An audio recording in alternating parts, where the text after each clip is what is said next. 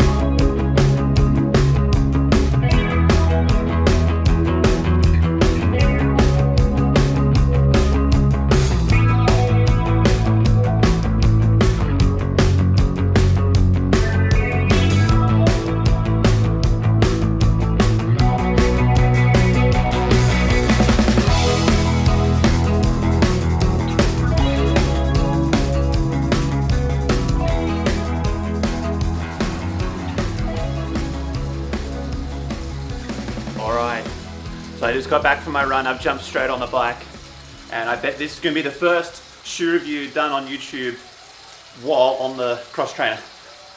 So I'm going to do my bike ride and talk about my first run in the Nike Pegasus Premium. So just a quick little overview of what I've done in them so far. I only got them yesterday, so I haven't had the chance to do a lot of running in them. This is purely going to be a first impressions video. I will make a 100k plus review in a couple of weeks, probably 2 or 3 weeks, and that'll be the proper in-depth should you buy them or not. But this is hopefully just answer any questions you've got, or thinking should I get them, shouldn't I get them, should I at least try them. So my run today was 4 by 7 minutes with 60 seconds standing rest, running around 4:10 pace, so around 60% effort. We just got to keep the pace up a little bit. It's better for my calf. So with everything I'm saying, just bear that in mind. So start off with just quick stats of the shoe. 45 mil in the heel, 35 mil in the forefoot, 10 mil drop. Very standard for Nike drop. It is a really nice amount of foam underfoot and AirPod underfoot. You've got 3 layers. The heel is React X. Then you've got this scooped Zoom Air unit, and then a top layer of Zoom X foam, which is, as we all know, Nike's top of the line foam. Interestingly, the React X, it's a new formulation or mixture batch of React X. It's supposed to be 13% more responsive than the previous iteration of it, and it's apparently about 63% cleaner to make, or like for the planet for them, which is pretty interesting too. But it is a really nice blend of foams, just off my initial first thoughts on my run. It is firmer than I thought it was going to be. I thought it would be a very plush shoe. I don't know why. Air never is as soft as you think it's going to be. Even the Alpha Flies, they're firmer than you think, but they're super responsive. I do think out of all the shoes I've tried, it is true that Air is the most responsive, or based off the claims that Nike make. So first put them on straight out the door. I thought I was going to have to return them, and that'll come to probably the biggest con that I've picked up on so far just after one run, is that they're very narrow. I think it says standard fit. I don't have a very wide foot, so it was a bit odd to me that I had this struggle. But once I got the lace lockdown done right, I didn't have any issues. So I think it was more an issue of my foot sliding forward in the shoe and hitting this top corner, which was creating some discomfort. But as soon as I locked the laces down right, I did the little, I think, I'm not sure what that's called. I think it's a runner's knot or something like that, where you loop the laces through extra to get a little bit more heel lockdown in that direction.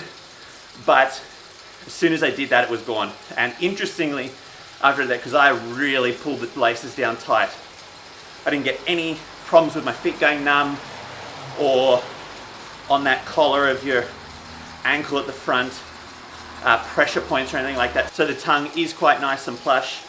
Pretty standard upper, I think, from Nike. Breathed relatively well. It was about 30 degrees this morning, so my feet did get a bit hot. I'll judge that more over time. But so far, yeah, it was pretty nice. They got these funky cutouts in the top of the tongue. I think they're just trying to save weight wherever they can, because this is a beastly shoe when it comes to weight. It's 333 grams in my US men's 10. I think I've seen online there's 330, so 3-gram error on my scales. But that is a heavy, heavy shoe. But I do think, and this is just a little bit of a personal opinion, I don't think that that's an issue. I don't think that should stop you from getting them. Training shoes should be heavy. You want them to be heavier because when you put your race shoes on, they're meant to be super light. You don't want to be training in a super ultra lightweight shoe all the time. And don't forget, these aren't for your sessions. This is not, I wouldn't even take this out on a threshold session. This is your warm-ups, easy runs. I think the biggest judge I will do of them is, can you wear them for a long run? Or does that weight start to get a little bit too heavy? But before I ramble on too long, I think the number one feature of these is that full-length zoom unit. It's the first time Nike's done one like that for a running shoe. I was quite concerned that they were going to be really unstable because of that. I thought that because there's not a ton of structure in that air, that it would tend to compress too much depending on which side you favor. But it didn't do that. It didn't do that even a little bit. It was super, super smooth. It made for a really good ride, really good heel toe sort of feel. And it was just really reactive. It really was. It was, like I said, it's not as soft as I thought it would be. But I don't think it needs to be. I actually think they've gotten it really, really well done like this. It's only way I could think of explaining it would be, think of an Alpha Fly just without as much pop and 3 times the weight. To me, it really does feel like that. It's a very familiar feeling if you're used to running in the Alpha Flies, that just the firmness level of the shoe is what's familiar. And I like that. So that's the biggest selling point of this shoe. That's that big tech they're talking about.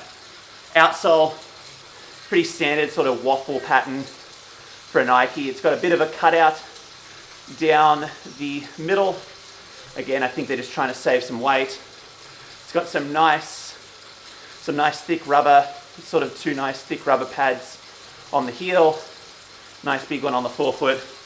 I'll be interested to see how this shoe wears. I mean, that's obviously why they put React X in the heel instead of putting more Zoom X, because if you're thinking just pure, let's stack this with tech, you just have Zoom X in the heel. But I think they're going for a bit more durability, and I think they'll get that. The colorway is awesome. It's that bright Nike orange, sort of like this off-white. I think it's football grey is technically what it's called. Nice Pegasus Premium logo, straight on the tongue. I think it looks good. It says Zoom, the other shoe says Air.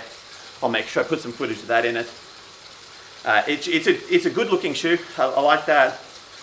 And then, yeah, not too much more on it today. I really like the stack height. I think I'll finish off with a little bit of a comparison between this and the Vomero 18, which is the only other sort of base Nike trainer I have. Not that I think you could count this as a base trainer. Whenever I run in the Vomero 18, I feel the ground really heavy under my foot. I'm not a heavy runner. I'm quite tall. I'm about 70 kilos, so I literally am a bit more of a heavier runner, but I'm not super heavy on my feet, so it doesn't feel great when you really feel like you're feeling the impact of the ground. It's funny, I think we've all been spoiled by these super high cushion, just super high cushion trainers. And this didn't have that.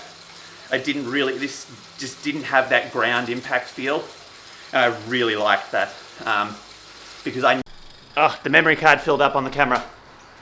All right, so as they go is, yeah, I need to get out of carbon shoes for every run. At the moment, I'm just rotating between Alpha Flies for sessions, Zoom Flies for easy runs, and these are gonna fill that gap for me. So to summarize this video, I think this is a massive step forward for Nike in their everyday trainer category. Do I think they've gotten it perfect? Of course not, no shoe's perfect. But I will give a full in-depth in about 2 or 3 weeks. Right now, would I recommend getting them? Yes.